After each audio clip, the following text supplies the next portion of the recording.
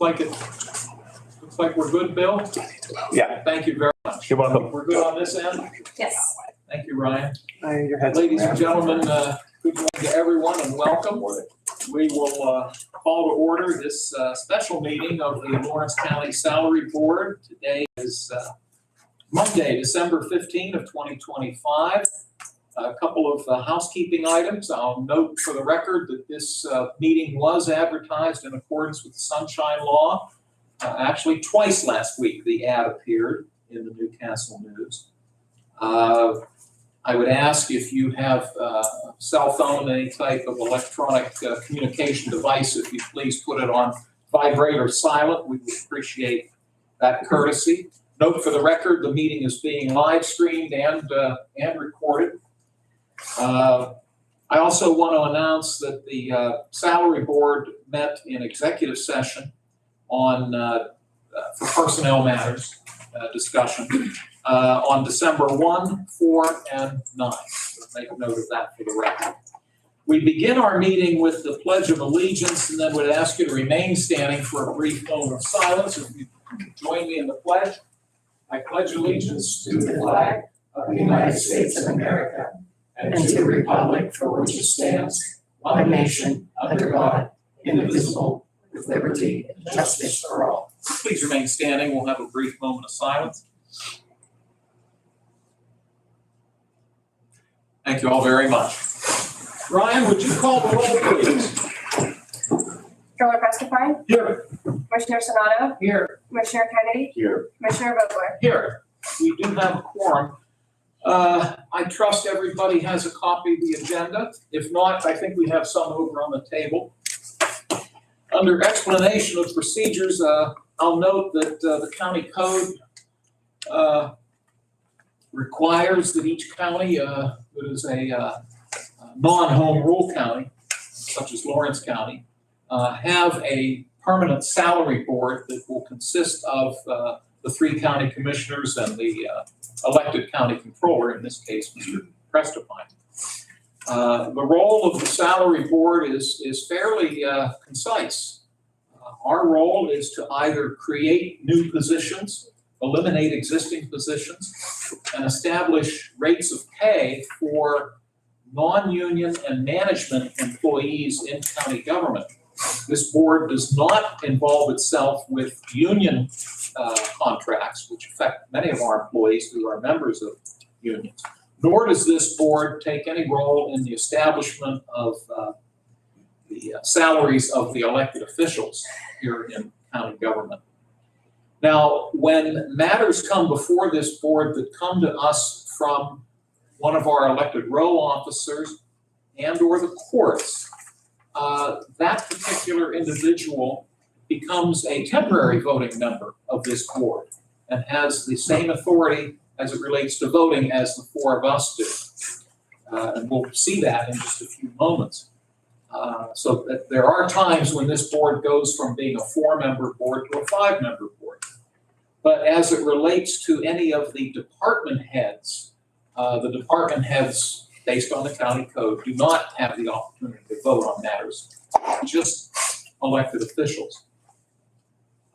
Given that background, I hope that's helpful to everyone. We are required to have a period for public comment. We do it twice. We do it right at the beginning of all of our public meetings and then prior to adjournment. So if you do have a public comment, we will recognize you. We ask that your comments be related to matters involving the salary board. You are welcome to speak both times or one of the 2 times, or if you're just here to listen and observe, that's also fine. If you do speak, we would respectfully request that you try to keep your time frame to about 5 minutes, if you could, out of respect for people's schedules. That being said, I will open the floor if anybody at this time has a public comment. Hearing and seeing none, we will repeat this prior to adjournment. The next matter, item 3, involves the minutes of the last time this board met, which was on August 5 of 2025. Now, on minutes, it would be the 4 of us that will be voting. Gentlemen, I'll give you time to look them over, and whenever you're ready, I could take a motion for us to adopt the minutes. I'll make that motion. I'll second that motion. Thank you both, gentlemen. Any discussion? Hearing none, we'll ask for a roll call, please. Controller Prestipine, Yes. Commissioner Sonato, Yes. Commissioner Kennedy, Yes. Commissioner Vogler. Yes. Motion carries. Thank you so much. We move on to resolutions. We have a number of resolutions this morning that have been presented to us by the courts, specifically through the Office of President Judge J. Craig Cox.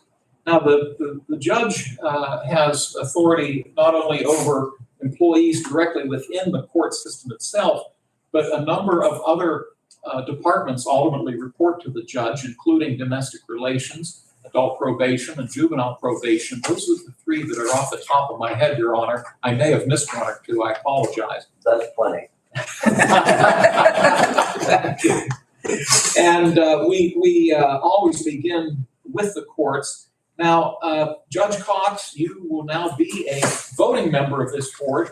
I would like to give you the option. You are certainly, number one, you're welcome to sit there in front of the microphone. We have a chair here that you're welcome to come up because you are a full-fledged voting member. If you prefer to sit with us, we'll respect your decision. This is fine here. This regards when they're doing the appellate court stuff. Well, thank you, Judge, and we appreciate your joining us. We appreciate that Amy DeMuccio, the court administrator, is with us as well.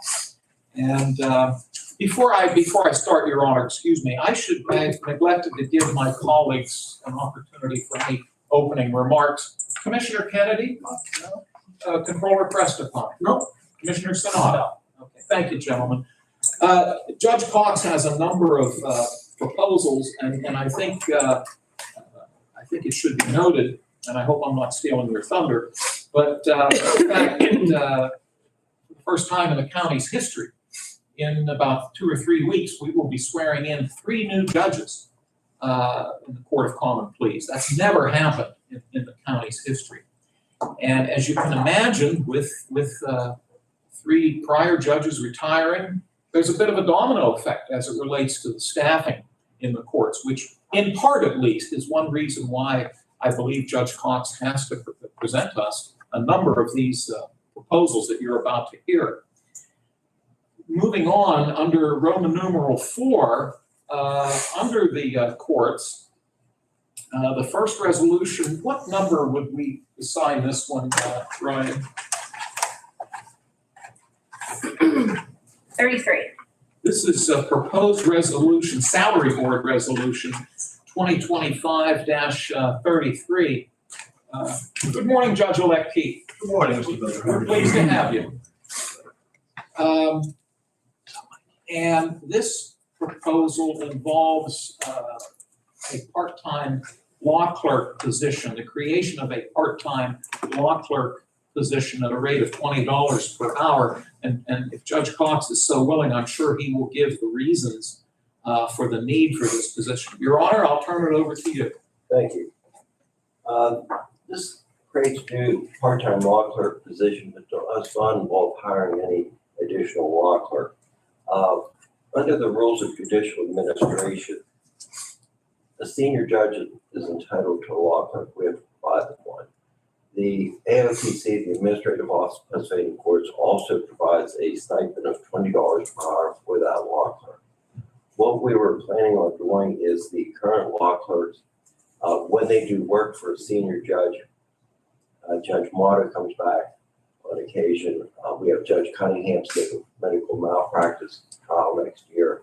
We also do have Senior Judge Yates from Mercer County and Senior Judge Lovelock of Venango County coming down to handle some cases where there's a conflict due to the fact the one party has sued all the judges here. They're very litigious. So they come down. We have to provide a law clerk for them. What this position would entail would just be when one of our current law clerks works for that senior judge, and when we're reimbursed by OPC, would ask that they be paid that $20 per hour. This is the fact that they do have to take time away from the regular schedule to attend to the senior judge. That's why we'll be the course of making this resolution. Certainly, entertain any comments or questions you may have. Judge, thank you very kindly. Just so I have a clear understanding, and to make it certain that the record reflects it, I did hear you say that the Commonwealth does reimburse us this expense. Right, there would be no county expense, it would be from the Commonwealth, without any extra money paid by the county. It'd only be once we're reimbursed by the state. Thank you so much. Commissioner Sanada, do you have questions for Judge Cox? No, it's very thorough. Thank you. Controller Prestapine? Nothing. Commissioner Kennedy? Thank you, gentlemen. This is proposed resolution 33. Would someone wish to make a motion? Yes, I'd make that motion to adopt resolution 33. Thank you, Your Honor. Is there a second? I'll second. Mr. Kennedy offers the second. Thank you. Final comments, discussion, questions? I'll ask for a roll call, please. Controller Prestapine, Yes. President Judge Cox, Yes, Commissioner Sonato, Yes. Commissioner Kennedy, Yes. Commissioner Vogler. Yes. Motion carries. Thank you, Ryan. We move along to proposed resolution 34. Now, on your printed agenda under item 2, you will see A, B, C, and D. And if I'm reading this correctly, they are all incorporated in proposed resolution 34. I hope I'm seeing that as I am. This involves a number of positions within the courts. Again, I would assume, Judge, that this is based primarily on the fact of the changes that will be occurring in very early January as relates to new judges and personnel. Is that a fair statement? you're correct, Commissioner. Thank you, Your Honor, and I'll turn it over to you for the background if you wish. As you said earlier, we do have a historic event coming up, and the 3 new judges will be sworn in. That's never happened. Each judge has a judicial executive secretary, also a judicial courtroom assistant. They're non-union positions. They're personal to that judge, and all are bringing in their own people. It's a variety that's coming in. We have people from within the county in different positions who have agreed to take either the secretary or assistant position, which would involve a decrease in pay for them. We have a current, someone who has already been a secretary and an assistant. We have someone in court administration who's going to move over, take a position, with 2 from the outside, one being a lifetime leave secretary. The salaries were various. So in thinking about it, we thought if everyone was equal at 40,000 for both the secretary and the assistant, that might be the fairest way to resolve the matter. As to the other 2 matters, these are specific to myself as president judge. They're longtime secretary, longtime courtroom assistant. I'm asking that their salaries be increased as set forth there. The secretary increased by $1,200.59. The judicial assistant, who does actually both the courtroom assistant and the legal secretary position at times, he increased by $4,518.85. That would cause them each to be equal. That's just specific to those 2. If they would, anyone would retire or resign, then we go back down to that base rate. So that's just specific to them. I think they'll be a great assistance to all the new judges and new secretaries and new assistants coming in, help train them in all various matters. So that's why I'm asking for those rates, and I'll certainly entertain any questions or comments you have. Thank you, Judge. I neglected to note at the very outset that one of the practices that this board has always followed is that when we discuss rates of pay, work, the creation or elimination of positions, we're here to talk about the position, not the person holding the position, because that could change tomorrow, conceivably. And so as a rule, we don't talk about the person holding the position. We don't name the names because, again, That's subject to change at any time. We're here to discuss the positions. So I apologize that I didn't say that at the outset, and I appreciate, Judge, that you did not mention any names at this point. So thank you for that. The other thing I'll note is that the figures that the Judge Cox, President Judge Cox spelled out are listed in the salary board resolution, and the fifth bullet point notes that these changes, these salary changes will take effect on January 1 of 2026 and would not include a cost of living adjustment. Our expectation is based upon the budget that we have introduced for next year, that we anticipate adopting between Christmas and New Year's. That budget anticipates a 3% cost of living adjustment for all non-union and management personnel. And I want to digress for just a second and thank our county administrator, Joe Vanasco, for all of his work and the cooperation and work that was also included by the Controller's Office in formulating this budget. I should also note that the preparation for these documents that we're referring to today, I can't thank this gentleman enough. He goes over them very carefully, makes sure they meet the needs of his office. So, David, we appreciate all the work you and your staff do in putting these together. Those are the comments I'll make as it relates to Resolution 34, and I'll see if Mr. Kennedy has questions or comments. None. Thank you, sir. Controller Prestipine? Nope. Mr. Sanada? Just briefly, Judge, so you're making this more equitable, right? Yes, You're gonna have a standard rate, and someone comes in, they know what the salary, so it's not all over the board. that's correct. I want to commend you for that. I think, for the last 2 years, when we've been looking at things, I know last year we made some changes where we made things try to be equal across the board, and people came in to try to, change sometimes the inequities over the years. And I'm very pleased to see that you're doing that at the judicial level. And the goal is to be fair, and everyone will know, what that starting salary is going to be. Thank you. Thank you, Judge. Thank you, gentlemen. A motion at this time would be in order. I'll make the motion. Oh, I'm sorry. You go ahead. You have Judge. I'll make the motion. Is there a second? I'll second. Thank you. It's been moved and seconded for proposed Resolution 34. If there are no other comments, I would ask for a roll call, please. Controller Prestipine, Yes. President Judge Cox, Yes. Commissioner Sonato, Yes. Commissioner Kennedy, Yes. Commissioner Vogler. Yes? Motion carries. Thank you, Ryan. Proposed Resolution 35, which would be item 3 on the printed agenda, 3 would be A, B, C, and D, relates to personal assistant positions in the offices of our 4 district judges. And I will note that in the resolution, it does name the 4 judges, but I want to be clear. I said we don't generally mention names, but the judges are named, but this does not involve the judges' salaries. Actually, if I'm not mistaken, our district judge salaries are established by the Commonwealth, not by the county. I hope I'm correct. You're correct. Thank you. So this Resolution 35 relates to the 4 district judge offices, personal assistant positions, and I'll turn it over to Judge Cox for his explanation. Again, referencing the rules of judicial administration, the magistrate district judge is entitled to have 1 personal assistant position, which we haven't had.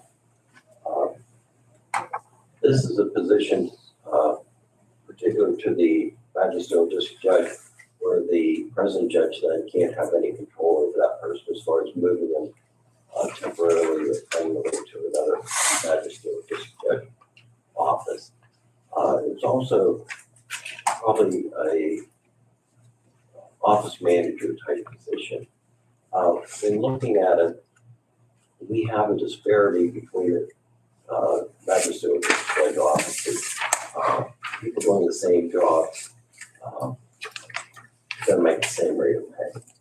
So what we're trying to do is create 1 personal assistant position for each office. That sets out at $40,975. It's anticipated that Magistrate Judge Modi Russo will be specifically filling that position. And speaking of Magistrate District Judge Cartwright and Nicholson, it's anticipated they may name someone as personal assistant, but they would not be getting any salary increase, that they actually make that salary at this point. This would make everything even across the board, and all the magistrate district judges do really the same work being done. So that's why we're seeking to make that resolution. Any questions or comments, I'm certainly answer. Thank you, Judge Cox. I'll start with Controller Pressline. No questions. Commissioner Kennedy? Commissioner Sanada? No. Thank you. A motion then would be in order for proposed resolution 35. I'll make that motion. Is there a second? I'll second. Thank you. Final discussion, comments? Hearing none, we'll ask for a roll call, please. Controller Preston, Yes. President Judge Cox, Yes. Commissioner Sonato, Yes. Commissioner Kennedy, Yes. Commissioner Vogler. Yes. Motion carries. Thank you. Proposed resolution 36, this would correspond with item 4 on our agenda, would allow for the creation of one joint courtroom law clerk position for courtrooms 3 and 4, which would be created at a salary of $80,000. Judge, before I ask you to comment, I've got to turn to my colleague, Mr. Prestipine. Since it's not on this resolution, is it assumed that the position would include benefits? Yes. There's an assumption that. Yeah, it's a full-time position, so. Okay, thank you, sir. Judge, welcome your comments on proposed resolution 36. This is one that would save money for the county. Each judge normally has a law clerk. A few years ago, you'll recall we came, Judge Marta, then President Judge Marta and myself came to you to use him fee as a joint law clerk. So we've done that. The other two have had law clerks, except this year, Jim Fee was shared by Judge Marta and myself. At this point, with the 3 new judges, and speaking with them initially, I mentioned that we could continue this. Judge-elect Keith is here. He and Judge Olson spoke, and to their credit, would like to split one law clerk for $80,000. Speaking with Judge Flannery, he's going to continue the arrangement I have with Judge Marta. This takes us down at this point from 4 law clerks to 2 law clerks. The base rate for a law clerk is $55,000 plus benefits.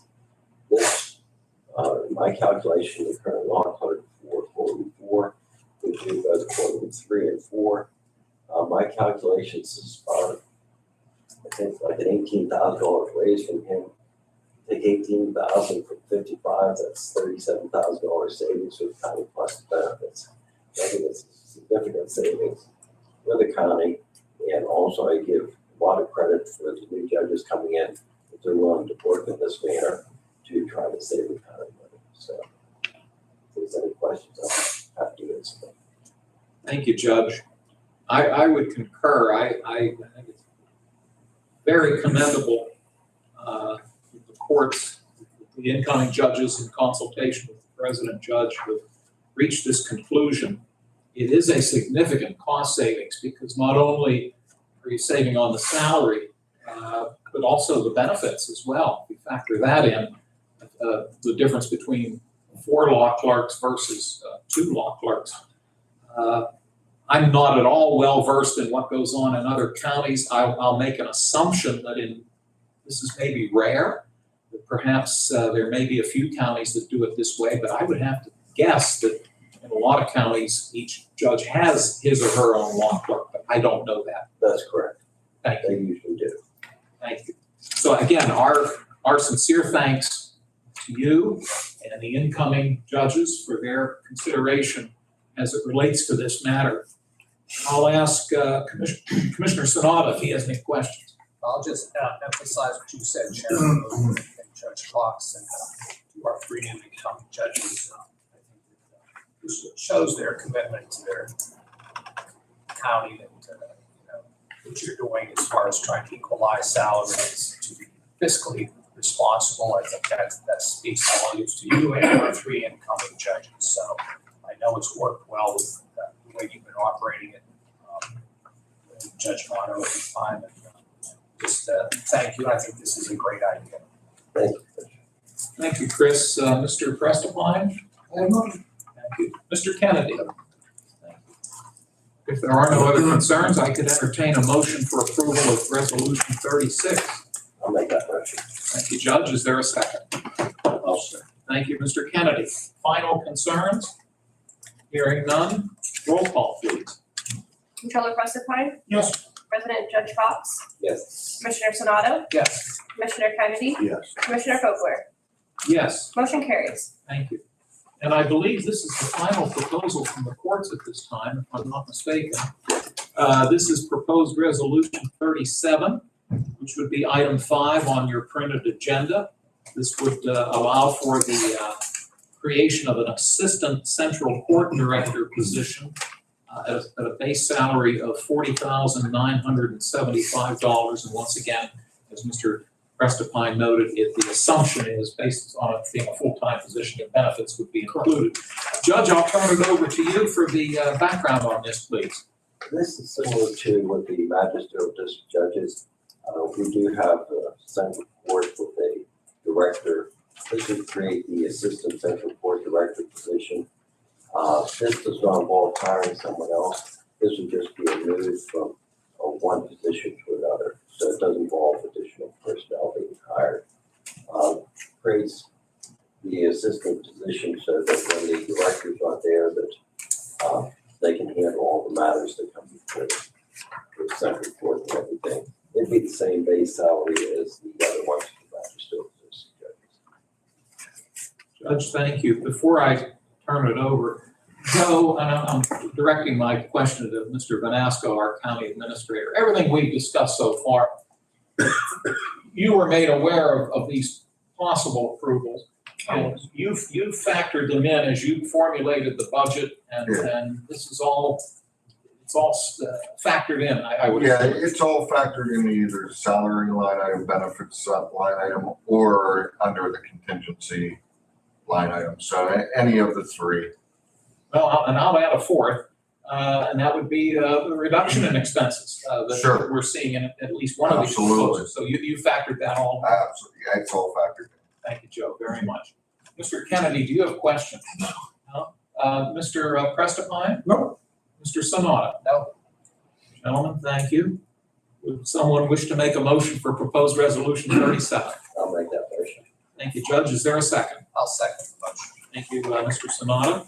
Roll call, please. Controller Prestipine, Yes. President Judge Cox, Yes. Commissioner Sonato, Yes. Commissioner Kennedy, Yes. Commissioner Vogler. Yes. Motion carries. Thank you. Judge and Amy, we thank you both very, very much. You are welcome to stay, but we understand how very busy you are, and you're free, of course, to depart. But we appreciate the working relationship we've enjoyed with you as president, Judge, over the past year, and we look forward to that continuing. I appreciate the relationship we've had and also with Joe Vanasco. You know, I come down and see him quite frequently and discuss matters with him. We appreciate the open door that commissioners have with the courts. Appreciate it. Thank you, Your Honor. Thank you. Amy, thank you. Wish you both a good day. The district attorney, Josh Lamancusa, has a number of proposals for us to consider. Josh, once again, as we've noted with the President Judge, we have a chair up here. If you'd like to come up, you're very welcome to. If you're more comfortable down there, that's fine as well. I appreciate the invitation. Thank you. And we appreciate your joining us. This would be item 6 on your agenda if you're following along, 6A and 6B. And this would be proposed resolution 38, and this involves the detective department under the jurisdiction of the district attorney. And I want to reiterate, Mr. Lamancusa right now is a full-fledged voting member of this board. He will have a vote on matters relating to his office. So with that, Mr. Lamancusa, I'll turn it over to you. Thank you, sir.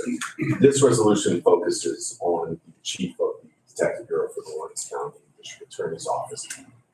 When the individual in that position became the chief, he was then removed from the unit, which means he was removed from the collective bargaining agreement negotiations that were performed with the county. The county signed the CBA with the detectives union on June 1st of 2025. Within that collective bargaining agreement, it did not contemplate the impact that it would have on the chief of police, because it shouldn't be contemplated because the chief is not within the collective bargaining unit.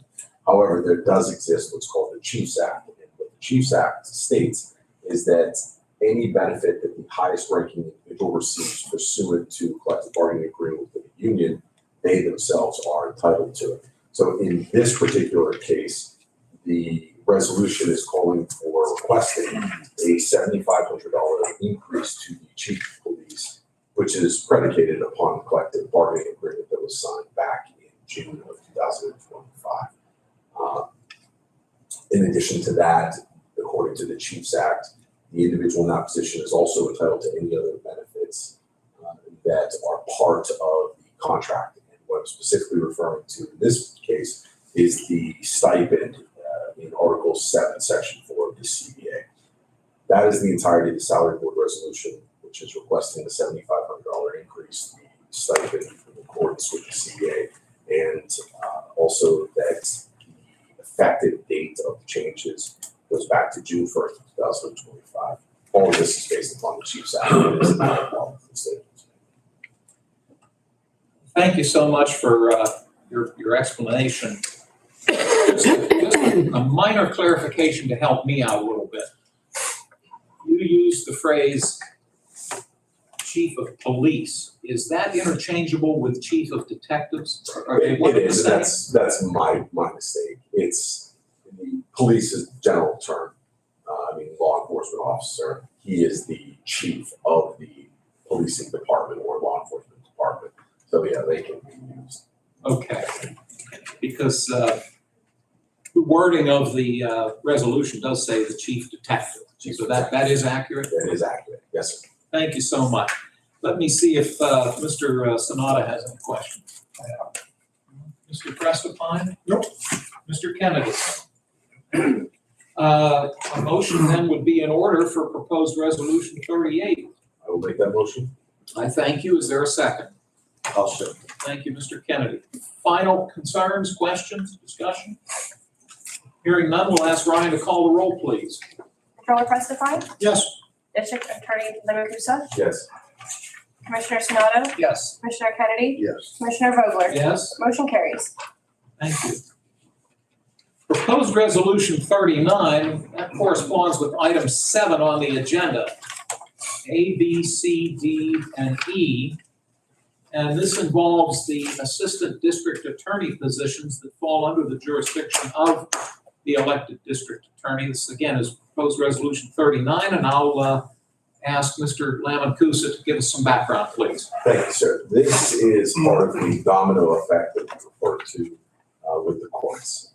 One of the assistant district attorneys is now going to be a judge and sworn in on January 5th. As a result, I have to reorganize my office, which means moving people into different areas of responsibility, performing different duties. The changes or the moves that are occurring within the district attorney's office, they are just already created positions. There will be no overall increase. In fact, there's an actual decrease in the amount of money, the amount of $3,255.88. I'm just moving people from an ADA position to an additional or to a different ADA position. The county has previously identified the individuals and then assigned them ADA 1, ADA 2. When I say ADA, I'm saying assistant district attorney, and it's enumerated 1 through 6. With the vacancy created by Judge Flannery, I'm now moving everyone into different ADA positions, which necessitates the salary board because it does affect salary. So you'll have one less ADA, is that my understanding? Well, we will have a vacancy. The position that was currently held by Judge-elect Flannery is Assistant District Attorney 2. If you take a look at number 1 on the salary board resolution, that salary would be reduced to $75,000. I see. Thank you for that. I appreciate your clarifying that for me. And also, Commissioner, I've had the opportunity to speak with Joe on numerous occasions about this, and all of these calculations have been factored into your upcoming budget. Appreciate your noting that. I'll ask Mr. Kennedy for any questions. None. Thank you. Mr. Prestipine, Nothing. Mr. Sanada. Just briefly, District Attorney, this is gonna be a savings, correct? $3,255.88. All right, thank you. Thank you both, gentlemen. This is proposed resolution 39. A motion at this time would be in order. So moved. I thank you. Is there a second? I'll second. Thank you, David. If there are no other concerns, we will ask for a roll call. Controller Prestipine, Yes. District Attorney Lemakusa, Yes. Commissioner Sonato, Yes, Commissioner Kennedy, Yes. Commissioner Vogler, Yes. motion carries. Thank you, Ryan. Proposed resolution 40, which would be item 8A and B on your printed agenda. This again falls under the jurisdiction of the District Attorney's Office and involves a detective position, and I'll turn it over to Mr. Lamakusa for his information for us, please.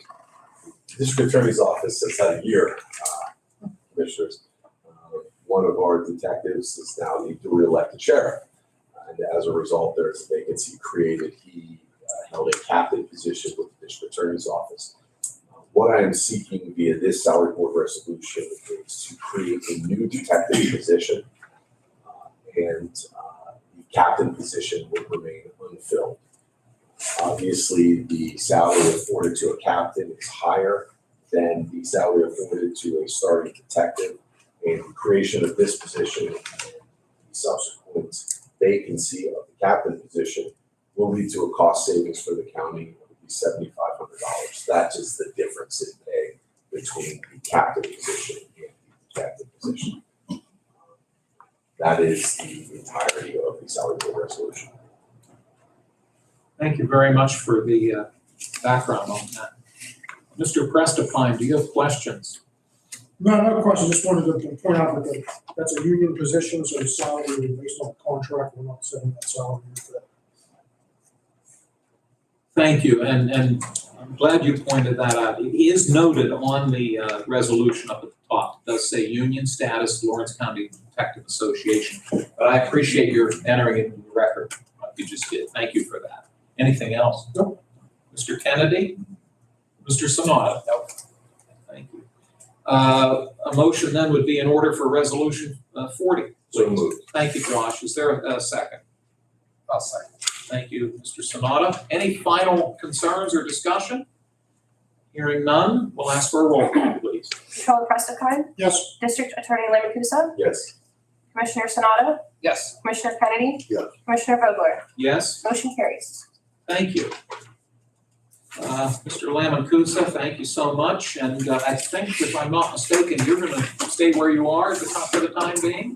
Yes, and I would also like to state, as this board is well aware, that for the purposes of the next department, I am not a voting member. I'm just a representative of the prison board for the jail. I appreciate you making that clear. We have 4 upcoming resolutions from the jail. Warden Hallmeister is with us, and good morning, sir. Appreciate your being here. The county code requires in a non-home rule county that there be a 7-member board that oversees the operation of the county jail, county prison.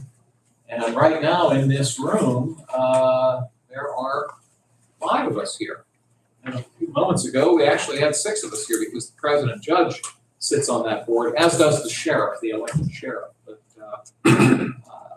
my colleague, Commissioner Sanada, is currently chair of the prison board. But we'll jump right into the first proposal. This is Resolution 41, and this involves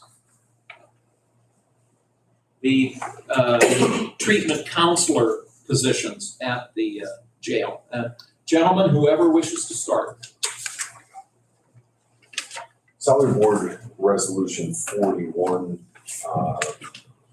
requests that the salaries of treatment counselors be increased by $3,000 each, with those raises being effective January 1st of 2026. Additionally, the increases would exempt the need for a 2026 COLA allotment for those positions. Now, these two positions, the counselor positions, they are performing counseling services at the jail. There additionally were 3 of them. Now there's only 2. In addition to that, the workload has increased, both due to decreased manpower, but also because of the influx of the juveniles that the jail is housing. The individuals in these positions, I know we're not singling them out, but very advanced degrees as well, including the their actual positions. That's the entirety of the salary board resolution. Unless you have anything else to add. Thank you, gentlemen. The question I have, I'm embarrassed to ask because I ought to know the answer. And right now, I don't. One of the 3 of you or 4 of you can help me with this. The salaries that these 2 positions receive, are any grant dollars applied towards these salaries, or do these all come out of the general fund? I apologize for not knowing. These 2 come out of the general fund. Thank you for that. I appreciate it. Mr. Sanada, I'll start with you as prison board chair. Do you have questions? No, I just think it's very straightforward. I think that District Attorney Lamont and Warden Longmeister has stated these people have had additional responsibility with the influx of juveniles and the having less employees there, and we appreciate their efforts throughout the year, stepping up to the plate and doing a good job. So that's really all I have. Thank you, sir. Controller Prestipine? No. Commissioner Kennedy? No. Thank you. As Mr. Lamacusa noted, it's the 4 of us who will be voting on this proposal. May I have a motion for Resolution 41? I'll make that motion. Is there a second? I'll say. Thank you both, gentlemen. If there are no other concerns, we'll take a roll call, please. Controller Prestipine? Yes. Commissioner Sonato? Yes. Commissioner Kennedy? Yes. Commissioner Vogler? Yes. Motion carries. Thank you. Proposed Resolution 42 would correspond with item 10 on the agenda, 10A, B, and C. This involves some management positions at the jail. And I will turn it over to both the warden and Mr. Lamacusa for any information you wish to share with us, please. Thank you. Salary Board Resolution 42 addresses the organization of administrative staff at the jail. We have had for the past 12 months a vacant records officer, and the 3 individuals that are holding administrative positions in the facility and all of these are the records officer. Additionally, we've had a large influx of juveniles, which of course has led to increased responsibilities and increased duties. The retitling of the offenses included new job descriptions contemplating the additional responsibilities that each of the individuals in these positions have been shouldering. And the 3 positions that are being asked to be created, they are not new positions in the sense that there are already individuals that are performing this work. So what we're trying to do is establish a base salary for the 3 positions, contemplating or taking into consideration what their new jobs are. The resolution is effective January 1st of 2026. Thank you, sir. Warden, anything you wish to add? No, sir. Thank you. Commissioner Sanada, I'll start with you for questions. No, very straightforward. Thank you. Commissioner Kennedy? Controller Prestipine? No. Would one of you gentlemen wish to make a motion for proposed resolution 42? I'll make that motion. I'll second the motion. I thank you both. Any final concerns or questions?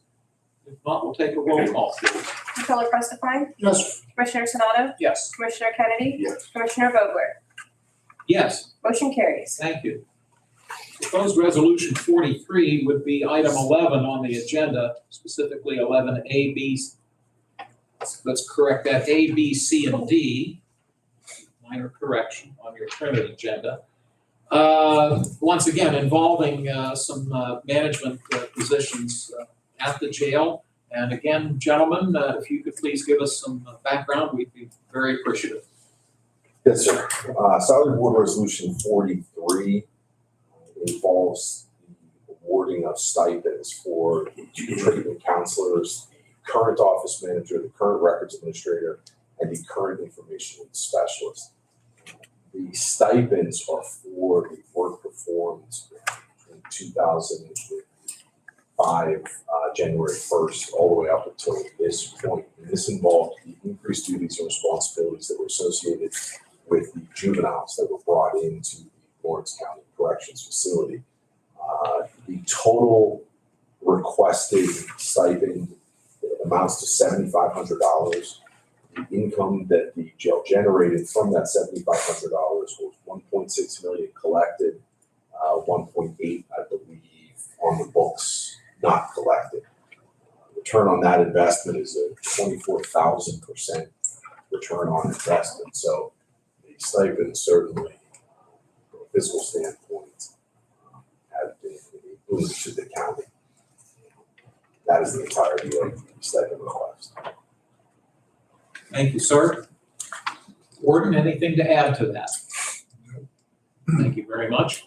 I'll start with Commissioner Sanada for any questions. No, I just emphasize as the last request that was a fine job and with the juveniles coming in, it has generated a lot of additional revenue for the county, and we're hoping that will continue even stronger going into 2026.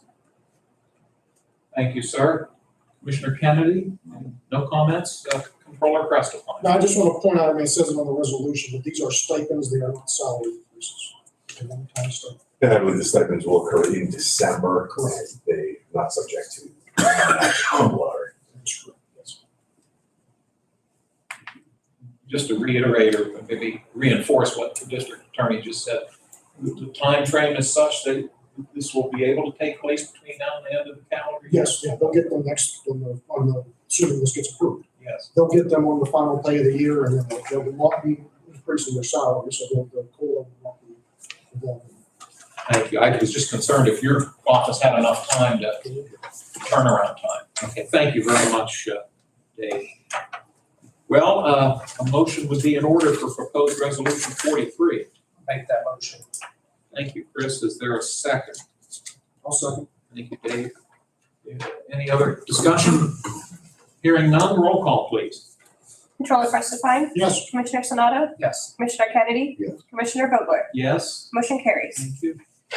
And finally, from the jail, this would be the proposed resolution 44, which would be item 12 on the printed agenda. This involves the creation of a forensic peer navigator, but if I'm reading this correctly, the funding would not come from the general fund, if I'm not mistaken, but I'll let you gentlemen confirm that. That is correct. The creation of the Forensic Peer Navigator position will be fully funded through opioid settlement monies. And should those monies not be available or not be allocated for the position, then the position itself will go away.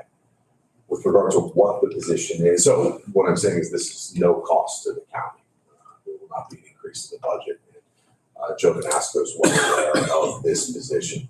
With regard to the Forensic Peer Navigator position, more than expand a little bit. I know. Deputy Spielvogel.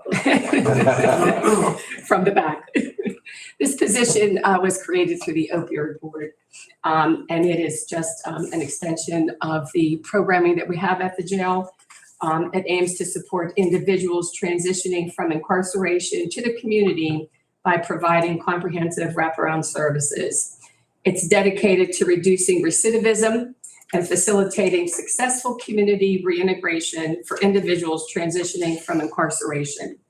By offering individualized support and coordinated services, the program helps reentrants overcome barriers and achieve sustainable recovery and rehabilitation. It's definitely a next step for us at our facility to continue to support those individuals that are leaving incarceration. And Commissioner, I would say, gentlemen, that all of the studies show the same thing, that when an individual is released from incarceration, if they do not have a defined plan towards success, their recidivism rates are exponentially increasing. So what hopefully this will do is provide more of a comprehensive blueprint for the individuals being released to secure employment, to engage social services, to take classes for financial development, parenting, whatever their needs are. And it's someone who's going to actively manage them through that process. I thank all three of you for that very helpful information and explanation. I want to also clarify, turn to the controller for this. Again, I'm assuming this is a full-time position, there would be benefits. We're required to give benefits to, there's a limit to hours, I don't remember the number, but for over that amount of hours, which a full-time position is, we have to offer the benefits.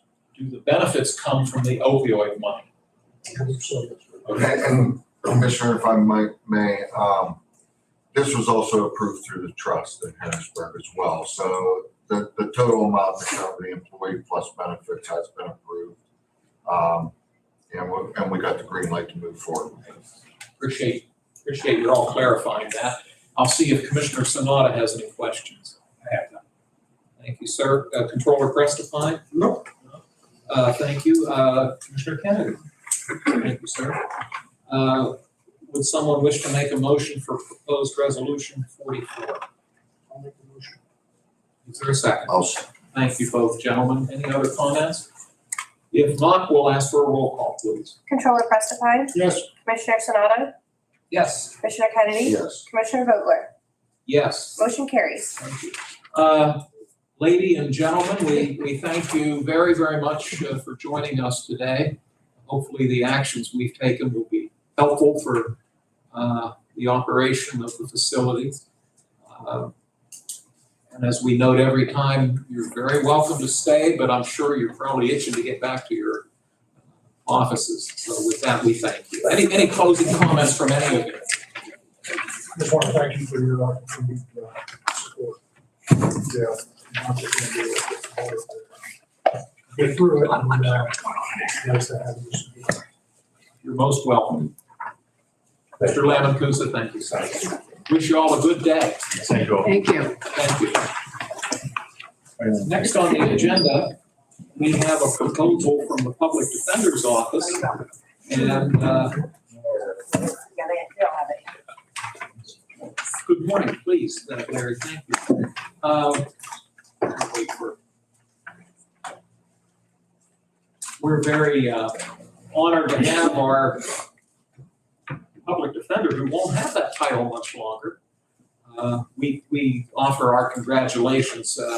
Larry Keith, of course, has been our public defender, and he will be relinquishing that position on January 5 to become a member of the Lawrence County Court of Common Pleas. He will serve as a judge for 10 years at least, and we're all very happy for you. Thank you. Yes, sir. And you do have a proposal that actually somewhat mirrors a similar proposal I think that you brought before us a year ago, whereby a grant has been made available from the Commonwealth, specifically earmarked for the public defender offices throughout the Commonwealth. And it gives you the discretion of how you'd like to use those funds, which of course ties in with our having to approve it. But Mr. Keith, if you don't mind, if you could give us a little bit of information on this. This is proposed resolution 45, which would be number 13 on the 13A and B on the printed agenda. But Mr. Keith, I'll turn it over to you, please. Thank you, Mr. Vogler. Mr. Vogler, you're kind of correct. It doesn't give me the discretion on how to use the funds. However, it gave us the discretion on what we could request the funds for. Now that the funds have been granted to us, we have no choice but to use them as we are intending. You can't change it, Mr. Sanada can't change it. It's just what it is. But anyway, we secured a grant from the Pennsylvania Commission on Crime and Delinquency, and the grant monies are for retention incentives. This year, as opposed to last year, this year, there is an incentive for the chief public defender, as well as the 3 full-time public defenders. And I will say that grant money can only be used for this purpose. These incentives will not increase the annual salaries of the positions, and they will not be included in the annual COLA calculations. These funds also will not affect the budget or the general fund or the taxpayers of Lawrence County. I checked at the request of Mr. Prestipine to make sure that the numbers we are requesting that you pay will be promptly reimbursed, and I was assured they would be, so we have the numbers correct. This isn't something that's guaranteed every year. I will tell you it's coming back next year because we wrote it for 2026 too, and that was approved. So I think this is a pretty easy one. The money's there. It was given to us by the state. It doesn't cost you anything. So I'm asking you to go ahead and vote on this and approve it. And I'll be out of your hair. Thank you for that information. Help me, either of you, help me understand the timeframe of this. Are these dollars, for lack of a better term, blended into each paycheck every 2 weeks? Or are they one-time amounts? They get it one time at the end of the year because they have to work the whole year to get it. So what we're voting on today is applicable to the calendar year of 2025? The idea is it gets paid on the last pay of the year. It's an incentive. If you don't work through the end of the year, you don't get the incentive. Understood. And then But it's trying to create some parity between what the assistant public defenders make and the assistant district attorneys make. There's a huge gap there, huge gap. I would assume, not knowing this, but I would assume that's not unique to Lawrence County. In most counties, is that the case? I don't really pay any attention to the other counties. I just concerned about my people, what goes on, what they do as opposed to what the district attorney people do. Caseloads, things like that. And they have 5 assistants, we have 3. It's, Thank you. Mr. Kennedy, any questions? Mr. Prestipine? Nope. Mr. Sanada? I just want to congratulate you, Mr. Keith, on your soon to be becoming our judge, and appreciate you going after these dollars with the state for your people. And as the Chairman Vogt continues to point out, there is no effect on our state, on our county budget on this. thank you for your kind words, Mr. Sinoka. Yes, we're probably working you in a different avenue after the first year, and also thank you, and as we said earlier, for your continued working with Judge Cox on helping to save money in the court system. Very well. Thank you, gentlemen. Would someone wish to make a motion for proposed resolution 45? I'll make the motion. Is there a second? I'll second. Thank you. If we have no other discussion, we'll request a roll call, please. Controller Prestipine? Yes. Commissioner Sonato? Yes. Commissioner Kennedy? Yes. Commissioner Vogler? Yes, Motion carries. thank you. Mr. Keith, Thank you very much. Merry Christmas to you and your family. Merry Christmas, everybody. Thanks for your time. Take care. Take care.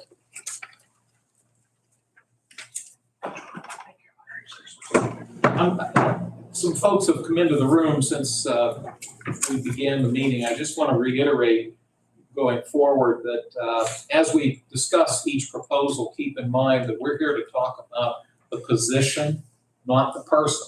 So we would appreciate if you don't name names, because again, the name could change tomorrow, conceivably. But our focus is on the position. I think you all know that, but I think it bears repeating. So the next item on the agenda would be proposed resolution 46. This falls under the jurisdiction of the Human Resources Department, and Mr. Achabone, our Human Resource Director, is with us. And Mike, I'll welcome, and please have a seat. And Thank you very much. We'll hear what your proposal is, Thank please. you, I appreciate it. Our proposal today would be that the Deputy Director of Human Resources receive a salary increase of $2,580.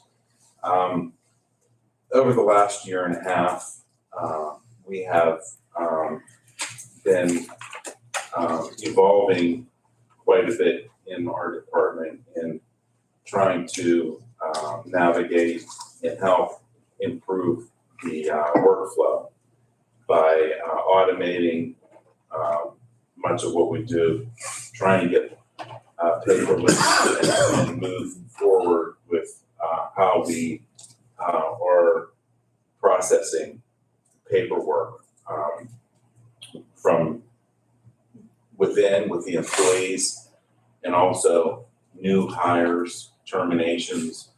All of these things that we're discussing today come through our office to be processed with the controller's office. And what we've been doing, although we're not a revenue generating office where we have revenue to provide for these salary increases, we're constantly working on saving money. We work closely with the controller's office who helped us get some funding through the Records Improvement Fund, which helped with trainings rather than the money coming from the county. We also have utilized grant and health and wellness that we get from the state that helps offset the cost. So we're constantly working on reducing the cost within our office, but at the same time, we're moving forward with our benefits manager and so forth. The workflow and the volume that comes through our office and supporting 430 employees within, I think, constitutes that this person that's helping support all of this be given some recognition through salary of all of these advancements. And that's why we're submitting the request. Thank you very much, Mr. Acabone. You actually answered my one question, which was simply going to be how many employees do we have? And you said 430. Some of them, of course, are part-time, but the majority of them are full-time. Yes. And the majority of them are able to receive benefits, which, as you noted, a lot of that goes right through your office. I think it does need to be made clear that it's a two-person office that interacts, potentially at least, with 430 people. It's a pretty good ratio. So thank you. I'll start with Commissioner Kennedy to see if he has any questions. None at all. Thank you. Commissioner Sanada? No. Controller Prestopine? No. Thank you. This is proposed resolution 46. I just, since I looked at it, I do know also there's a great deal of interaction between your office and this gentleman's office. It's probably nice that you're right next to each I'd other. like to mention that we cannot do the things that we do without the controller's office or the UK. They helped us in managing and helped us processing. And a lot of times I think that they don't get the recognition that they deserve, but I just need to mention that. It bears noting. And the voters of this county have wisely chosen not only this gentleman, but his predecessor. Both of them are certified public accountants, which is ideal for that office. And Mel, can't thank you enough. Thank you. This is resolution 46. Once, any other questions, gentlemen? May I have a motion then for resolution 46? I'll make it. Thank you, Mr. Kennedy. Is there a second? I'll second. Thank you, Mr. Sanada. We'll take a roll call, please. Controller Prestopine? Yes. Commissioner Sonato? Yes. Commissioner Kennedy? Yeah. Commissioner Vogler? Yes? Motion carries. Thank you. Mike, thank you so much. Thank you. Take care. Our Information Technology Department has a proposal. This would be Resolution 47. On your agenda, it's item 15A and B. Mr. Bill Bordenaro is the director of the IT office, and he would like to submit a proposal to us relative to the two gentlemen that report to him. Once again, we'll stay away from names, but we'll talk about some of the work that they do and some of the reasoning you have for coming to us today. Bill, I'll turn it over to you. Good morning, gentlemen. The proposal you have in front of you, Resolution 47, is to, in lieu of the COLA amount, to replace that with the increase in salaries. The system admin position would be an increase of 1,977, and the support specialist IT help desk would be an increase of 1,854. My staff is learning quite a bit. We have taken on a lot of projects, and this is it's an increase that I think is well deserved for them. And I would like to get the position of the salaries into the market that's kind of competitive, because you never know when a person leaves or if you have to replace somebody. It's tough to get people here, so. Well, thank you. You know, we've said many, many times that the public sector cannot compete with the private sector as it relates to what we're able to pay. I will note that we do offer a very healthy health insurance package. Probably not the right word I want to use, but it's a health insurance package that might make up a little bit for what we're not able to pay in salaries. I must admit, I got sidetracked for a second, so you may have said this and forgive me. But both of these persons who hold these two positions, you've had to go through a lot of changes recently with the Windows upgrade. Am I correct? Correct, yeah, we are replacing most of all the PCs that are still running Windows 10. And a lot of them are over 10 years old. So that's been a big project. We've also been working on a big project with the DA that involves all the police departments. So we've been traveling around to all the police departments. We've given more support to the jail 911 than in the past. So we're growing, and it's a 3-person staff for, like you said, 438 employees. Not every employee has a computer, although I would argue perhaps most of them do. Some have 2. Yeah, so it probably all adds up. Yes. Thank you for all that information, Bill. Controller Prestipine, questions? Commissioner Sanada? No. Commissioner Kennedy? Thank you. This is proposed resolution 47. May I have a motion, please? I'll make the motion. Is there a second? I'll second the motion. Thank you, gentlemen. Final questions or concerns? Hearing none, we'll take a roll call, please. Controller Prestipine? Yes. Commissioner Sanado? Yes. Commissioner Kennedy? Commissioner Vogler? Yes? Motion carries. Thank you so much. Bill, we appreciate you joining us Thank you, today. John. Thank you. Our Public Safety Department has a proposal this morning. And Rich Hoover, please, Rich, have a seat and good morning. Good morning. We welcome you. This would be proposed resolution 48. And on your agenda, it's items 16A and B. And this involves a position that they would like to create would be a part-time training coordinator. And as part of that would also eliminate an existing position. And you can, again, without naming names, can you give us some background as to what's causing this change, please? Thanks, Rich. Our EMS coordinator retired here earlier this year. So that position remained vacant. And instead of filling that position, Director Strobel wanted to create a training coordinator position, which would be a part-time position for somebody to come in and file applications for training courses for fire, EMS, and police. Create advertisements and flyers for the training courses to get those out around the county and to the associated departments. Arranging venues for training courses, setting up AV systems, and so forth when trainings are happening.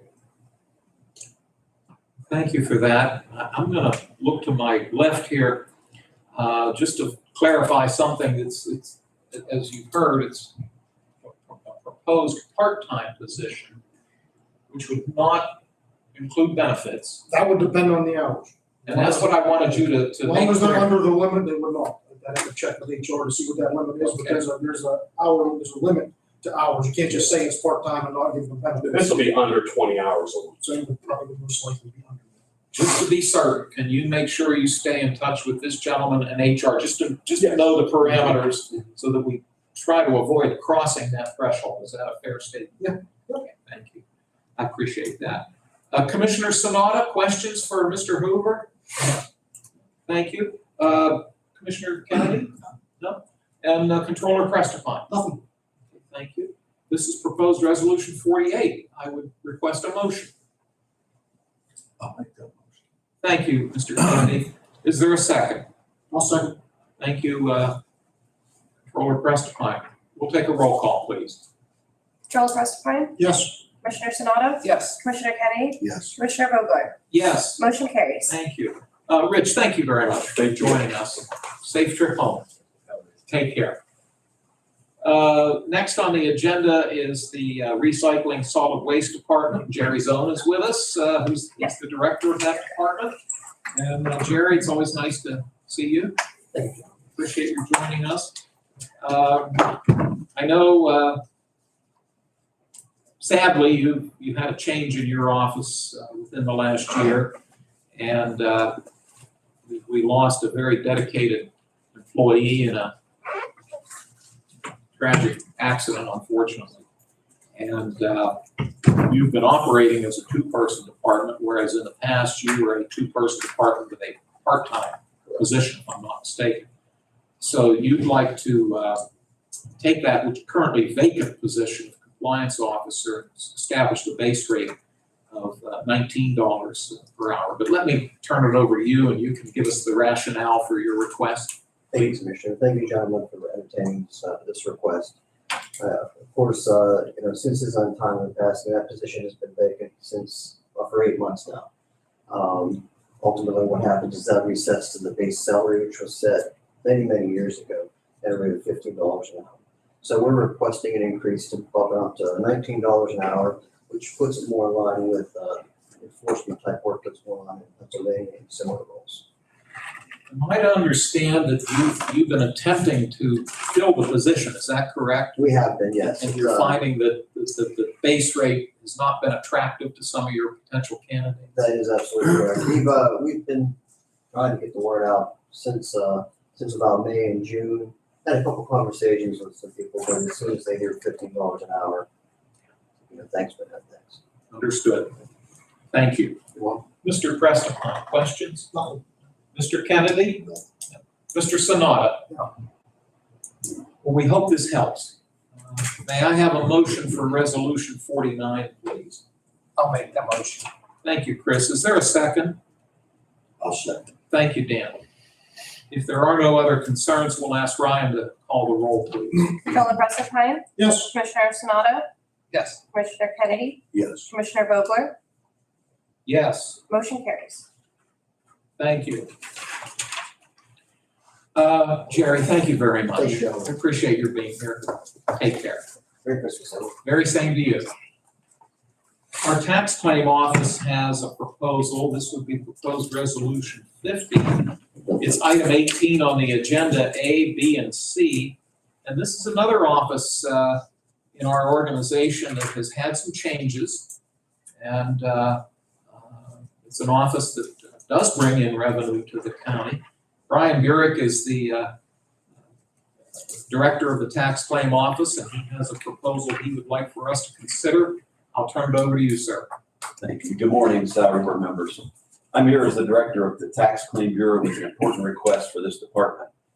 Tax claim collects around $6 million per year in delinquent property taxes that is owed and then is turned over to the county, 26 municipalities, and 6 school districts here in the county. Tax claim is entitled by law to keep a 5% commission on all delinquent taxes collected, plus our collection costs incurred. Because of this, tax claim brings in enough revenue to cover our expenses, including employee salaries, and generates a positive surplus cash flow to the county general fund each year. I think that background information is very important.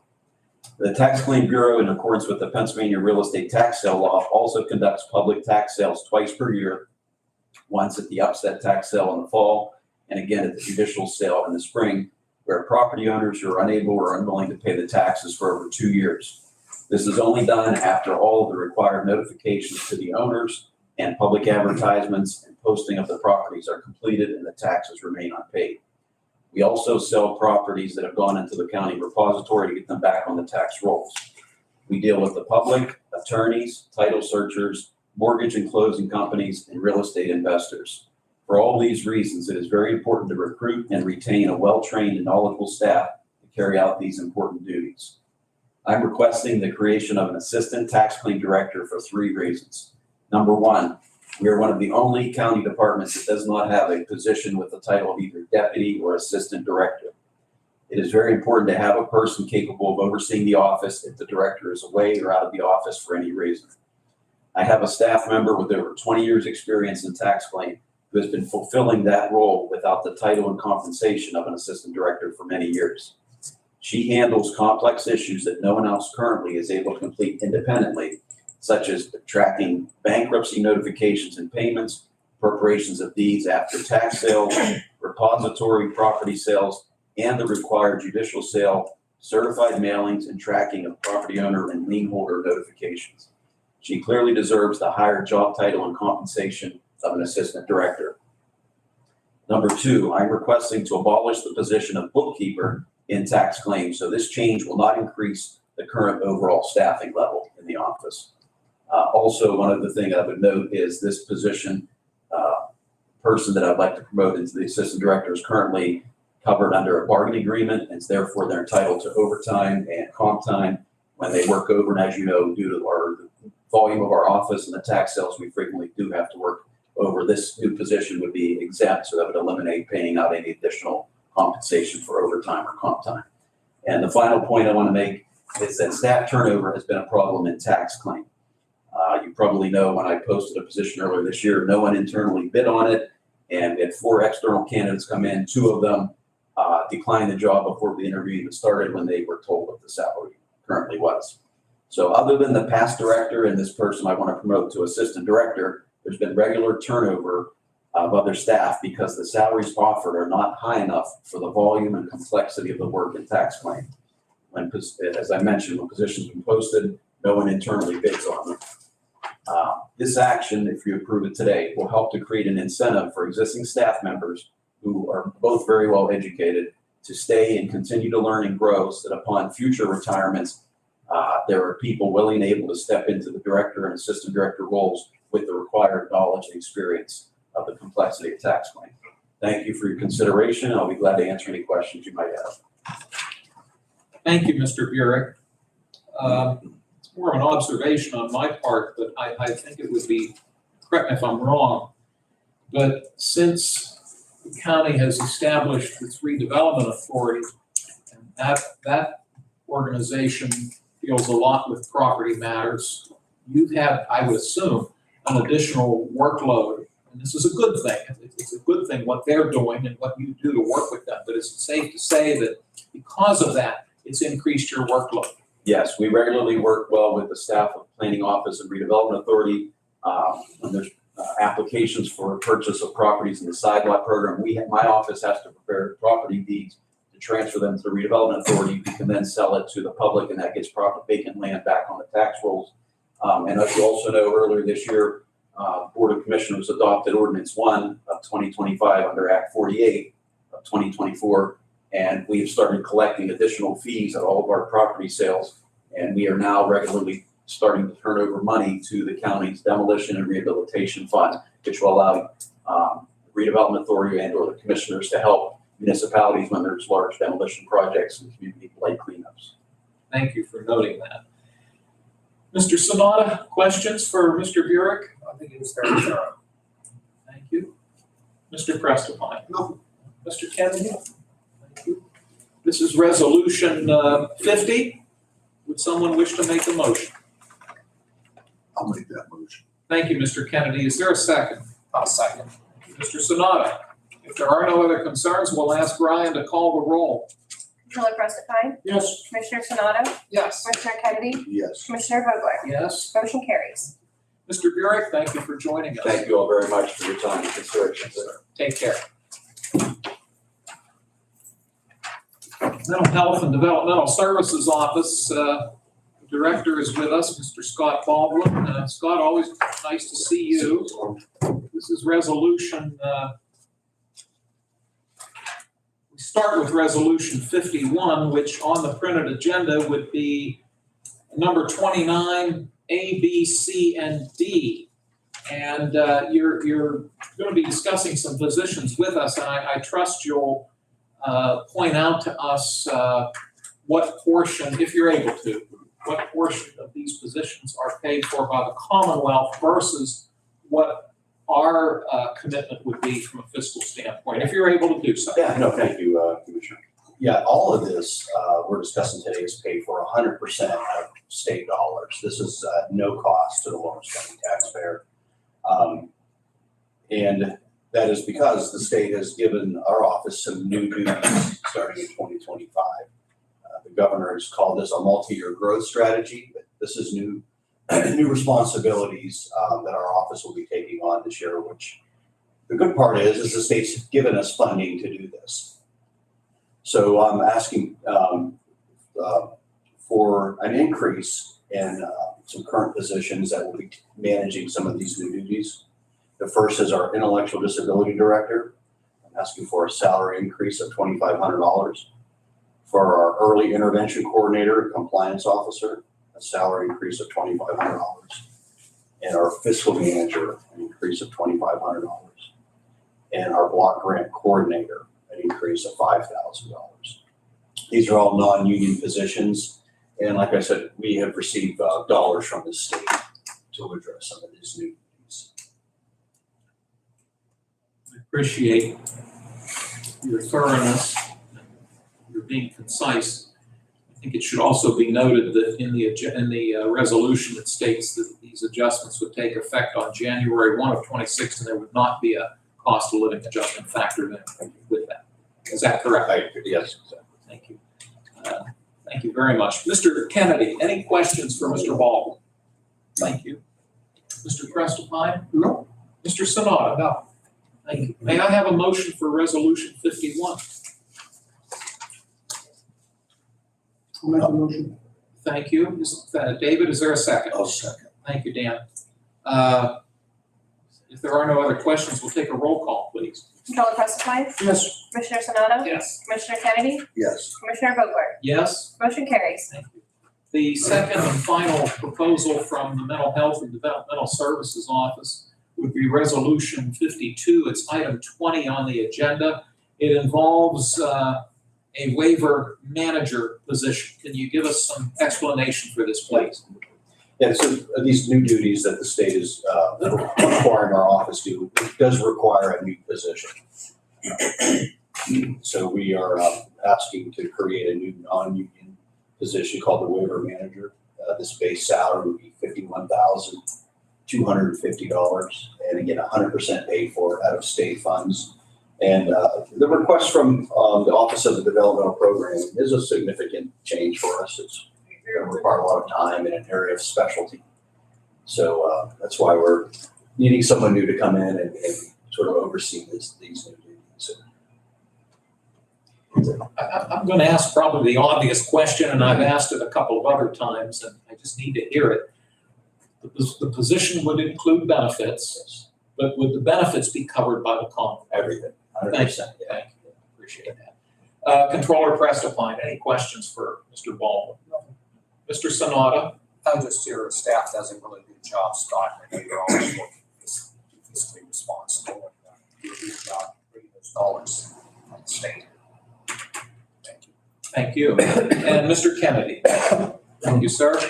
This is Resolution 52. Would someone wish to make a motion for its approval? I'll make the motion. Thank you. Thank you both, gentlemen. If there are no other concerns, I'll ask for a roll call, please. Controller Prestipine? Yes. Commissioner Sonato? Yes. Commissioner Kennedy? Yes. Commissioner Vogler? Yes, Motion carries. thank you. Scott, always good to see you. We have a couple of items that fall under the Commissioner's office, and Mr. Vanasco, would you mind coming forward and we can discuss these since at least in part these positions report to you as well as the three commissioners. But the first being Resolution 53. This would involve the current deputy chief clerk. And what is the proposal, sir?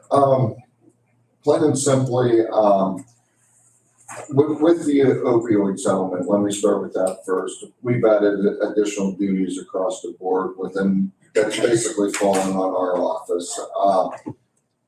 The increase that I'm asking for is a $3,287 increase to the deputy chief clerk. She serves as secretary on the opioid board. And it's kind of, the opioid dollars have kind of taken on a life of their own. We have the trust, the ones that we have to run through the trust, and now we also have a what I call non-secured. They don't have to go through the trust dollars. The amount of work that this position puts into it is significant in scheduling meetings. The person's become a vital piece of the team, the opioid team. And on top of it, just keeping meeting minutes and things of that nature, typing them in a professional nature has gone above and beyond the call of duty.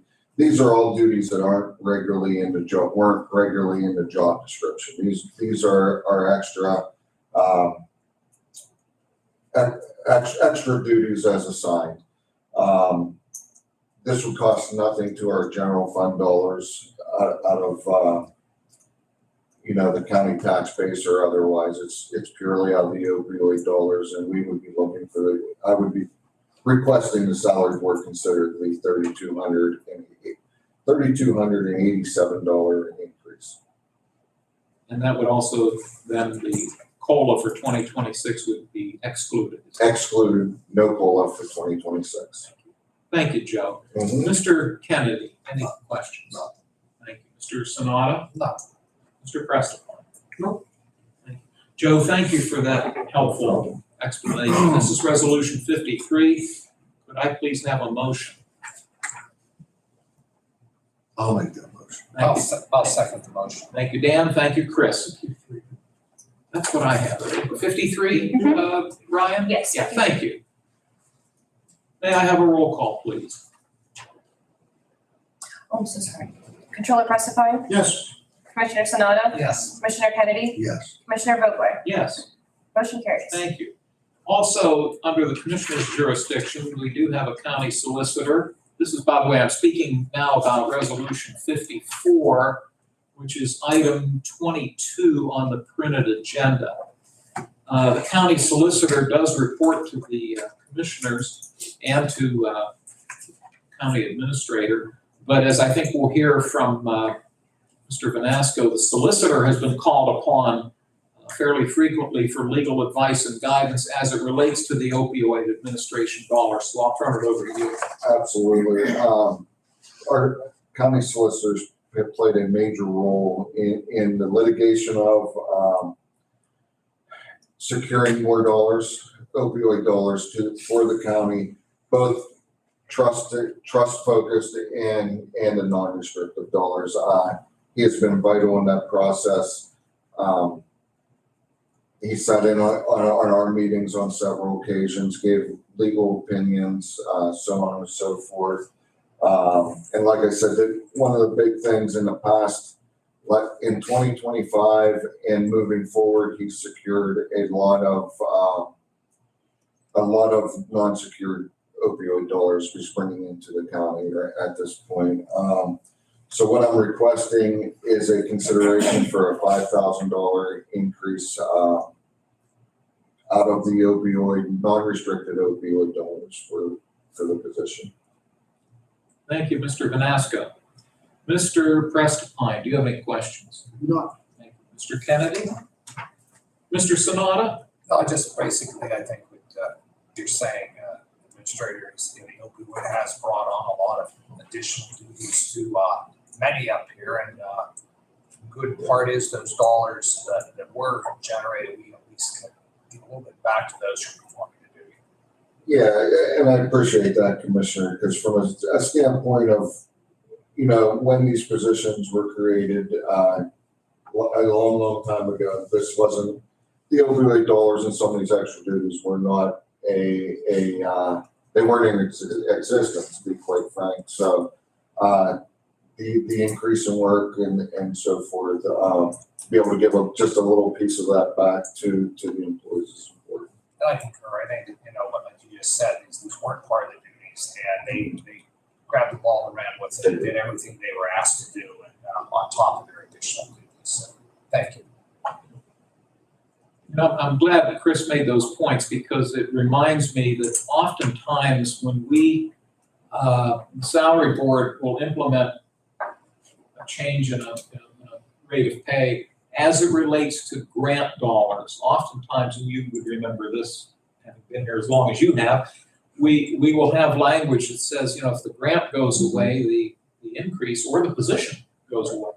But we're not saying that with respect to these opioid dollars, at least at this time, because if I understand correctly, this money is going to keep coming for quite a long time. Is that right? Yes, off the original fee schedule that came out probably 3 or 4 years ago when we started this process, I think we had a 15-year window. And every year that fee schedule, it extends and it's increased with different litigation that's going through. There's new lawsuits on a monthly basis that we're a part of, to be quite honest, with the opioid, and those settlement dollars come, and the time frame changes as they come in, and the amount certainly changes as well. The time frame is going out, not It coming in. That's correct. Thank you for noting that. Gentlemen, any other questions for Mr. Vanasco? May I have a motion for Resolution 54? I'll make the motion. Is there a second? I'll second. Thank you both. If there are no other concerns, we'll ask for a roll call, please. Controller Prestipine, Yes. Commissioner Sonato, Yes. Commissioner Kennedy, Yes. Commissioner Vogler, Yes? motion carries. Thank you. Gentlemen, I'd like to request, if there are no objections, I'd like to request a brief executive session for purposes of personnel matter. And so that we don't have to turn the computer on or the live stream on and off, we can meet back here briefly, if you're so willing. May I have a motion to briefly recess to go into an executive session with the intent of coming back out and continuing the meeting? May I have that motion? I'll make the motion. I'll second. Thank you. All in favor, please say aye. Any opposition votes? Thank you. Could we just briefly step back here for a second? We'll be just a minute or two.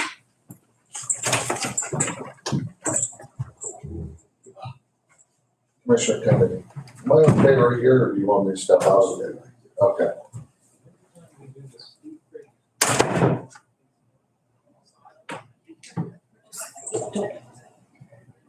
We're still going on. I just want to mute it.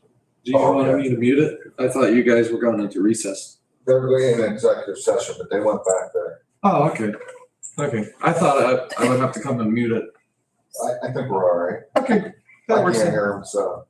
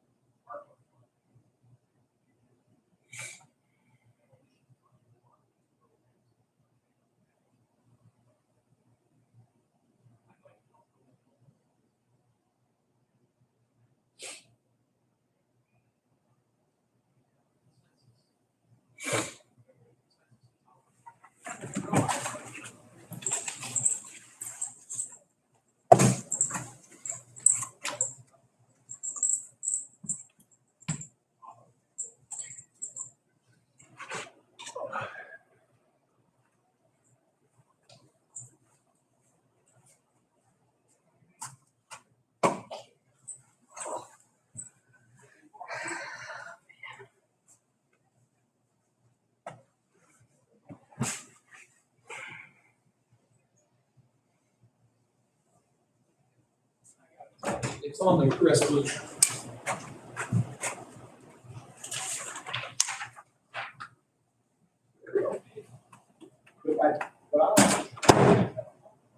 So awkward. Hmm?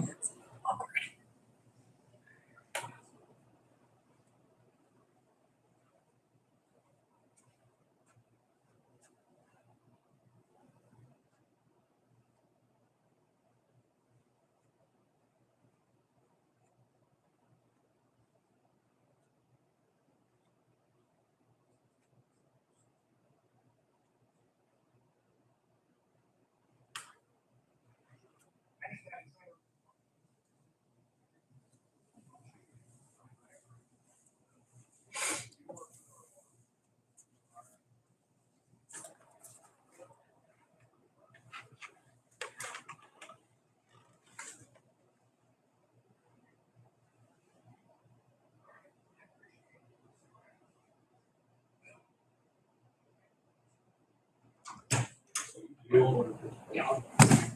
I'll give Yeah, I'm not. Yeah, you don't sound, No. you sound pretty, keep away from, yeah, don't. Yeah, stay away from.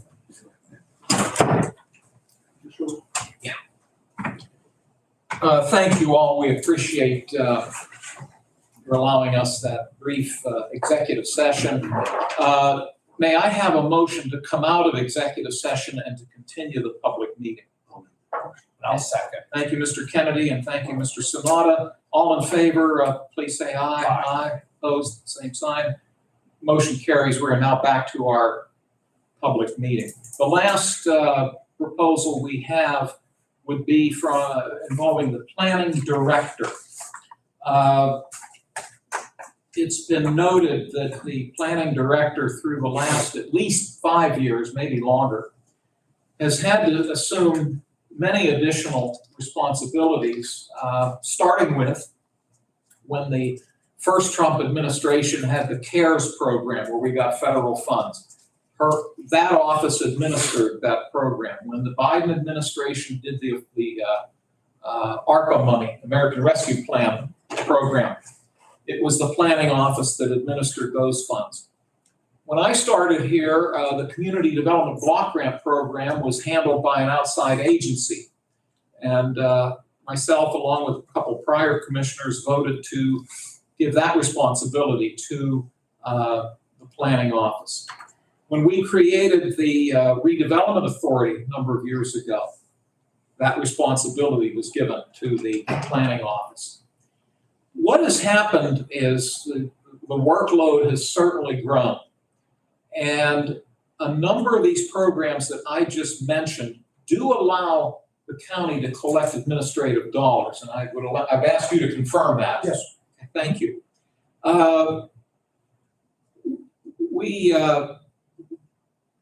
We'd like to make an amendment to the proposal, Resolution 55. And Mr. Crestapine, I think you have those numbers, if you'd be kind enough. We would like to establish a rate change. 6,706. So we would amend item 1, which would now read, the current director of planning would receive a salary increase of $6,706, and there would not be a cost of living adjustment included with that. That would be the change that we are looking at making. But that being said, before we even take a motion, I want to see if there are comments or concerns from my colleagues, and I'll start with Mr. Kennedy. I'll try to get through this, but one other thing is, with the Lawrence County Economic Development Board and the Chamber, she's been instrumental in getting, the director has been instrumental in getting that department working with them very much in the last couple of years. The planning department is working very well with them. And the planning director is now on their board, is that right? Yes. Which takes more of her time. Oh, yeah. Thank you for noting that. I appreciate it. Mr. Sanada, any comments? I'll just echo what Commissioner Kennedy said. I think the responsibilities keep growing over there, and it's been very positive of the actions that come out of that through those additional responsibilities. So I'm fine. I appreciate that very much. Thank you. Mr. Crestapine. Good. Okay, thank you. So we, I guess I should take a motion to amend the proposal that would establish that the salary adjustment be in the amount of $6,706 with no COLA. But I'd like to do that first as an amendment and then a final vote if you could. So may I have a motion to amend the proposed resolution? I'll make the motion to amend the resolution. Thank you both, gentlemen. Roll call, please. Controller Crestapine? Yes. Commissioner Sonato? Yes. Commissioner Kennedy? Yes. Commissioner Vogler? Yes. Motion carries. Thank you. Now may I have a motion for us to consider and approve the amended proposed resolution 55? I'll make that motion. Thank you, sir. Is there a second? I'll second. Thank you. Comments or discussion? Hearing none, we'll ask for a roll call, please. Controller Pressify? Yes. Commissioner Sonato? Yes. Commissioner Kennedy? Yes. Commissioner Vogler? Yes, Motion carries. thank you. Bear with me 1 second, please. Thank you. Do any members of the board have any new business they'd like to bring up? Hearing none. Public comment. We don't have much of the public here right now, so nothing from Joe, No comments, sir. nothing from Ryan? No. Okay. I do want to note if Debbie Walker or somebody from the Newcastle News is watching, I will put your packet upstairs for you to pick up. I want to thank everyone. Ryan, thanks for all your help putting this all together. Mr. Vanasco, particularly from a budgetary standpoint, thank you for your guidance on this and the fact that you've indicated that you have a comfort level with the actions we've taken, that they will not impact as it relates to what we have proposed as a budget. You don't see any major impact. No, sir. And as No we've problem. noted, in some of these instances, there's been a cost savings. Yes, that's correct. And I want to thank my colleagues, and I'm especially, Mr. Prestapine, I can't thank you enough for all the work you do, especially in the wording of these resolutions. Very helpful. I'm going to start because the poor man needs to go home and feel better. Mr. Kennedy, any final comments? We really hope you feel better. I'm good. Thank you for being here. Mr. Sonata, closing comments? My comments are, I think, this whole process was done in a very fiscally responsible manner. I know we've met with department heads and we made proposals, and many of them have found cost savings in these changes that were made. So I think that's important. I commend, especially Judge Cox and District Attorney Lamacusa as well. I mean, whatever you can find cost savings and at the same time be able to, reward those who've been working very hard. I think that speaks for itself. So I'm just pleased that we were able to do this in a responsible manner. Thank you so much. Appreciate it. Mr. Prestapine? No, I'm good. Okay, thank you. There being no other business to be brought before the salary board, may I please have an adjournment motion? Motion to adjourn. Second. Moved and seconded. All in favor, please say aye. Aye, opposed, the same sign. Motion carried. This meeting is adjourned. Thank you, everybody. Eric, thank you for helping us with that. You're welcome. Appreciate it.